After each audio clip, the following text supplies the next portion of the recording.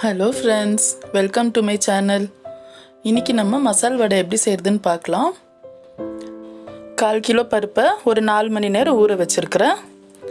இதை நம்ம ஒரு கைப்பிடி பருப்பை அரைக்காமல் தனியாக எடுத்து வச்சுக்கலாம். இப்போ இந்த பருப்பை நம்ம அரைச்சி தனியாக வச்சுக்கலாம். இப்போ ஒரு ஜாரில் 4 காஞ்ச மிளகா, ஒரு சின்ன பீஸ் பட்டை, ஒரு 3 லவங்க பீஸு, ஒரு 1/2 டீஸ்பூன் சோம்பு, ஒரு பீஸ் இஞ்சி, ஒரு 10 பல்லு பூண்டு. இப்போ நம்ம பருப்பு சேர்த்து கொஞ்சமாக அரைச்சிக்கலாம். பாருங்கள் இப்படி. இப்போ இது பருப்பு கூட சேர்த்து அரைச்சி வச்சுருக்குறோம். இப்போ இந்த பருப்பை நம்ம சேர்த்துக்கலாம்.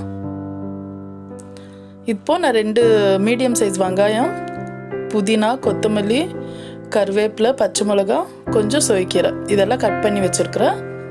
இதெல்லாம் நம்ம சேர்த்துக்கலாம். இப்போ தேவையான அளவு உப்பு சேர்த்துக்கலாம்.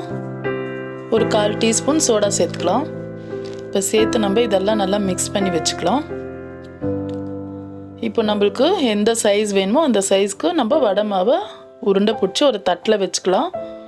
நம்மளுக்கு சுடும்போது ஈஸியாக இருக்கும். இப்போ எண்ணெய் நல்லா காயுது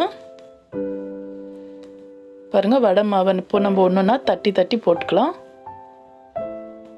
எண்ணெய் நல்லா சூடானோடனே மீடியம் ஃப்ளேமில் வச்சுக்கோங்க. இப்போ நம்ம ஒரு வடியாக தட்டி தட்டி சேர்த்துக்கலாம்.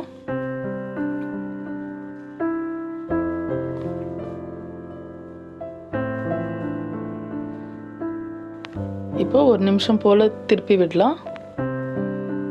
இதை மீடியம் ஃப்ளேமில் வச்சு நம்ம வேக வைக்கலாம். இப்போ பாருங்கள், நம்மளுக்கு வடை வெந்துடுச்சு. 2 பக்கமும் திருப்பி போட்டிருக்கிறோம். நல்லா வடை வெந்துடுச்சு. இப்போ எண்ணெயிலேருந்து எடுத்துடலாம். இப்போ நம்மளுக்கு நல்லா மொறுன்னு மசால் வடை ரெடி ஆயிடுச்சு. நல்லா ஜோராக மழை பெய்யுது வெளியே. ஒரு டீ கூட நம்ம வடையும் சாப்பிட்டா நல்லாயிருக்கும் இல்லை? அவ்வளோதான் ஃப்ரெண்ட்ஸ். இந்த வீடியோ உங்களுக்கு பிடிச்சிருந்தா லைக் பண்ணுங்கள், ஷேர் பண்ணுங்கள், மறக்காமல் சப்ஸ்கிரைப் பண்ணுங்கள். தேங்க்யூ.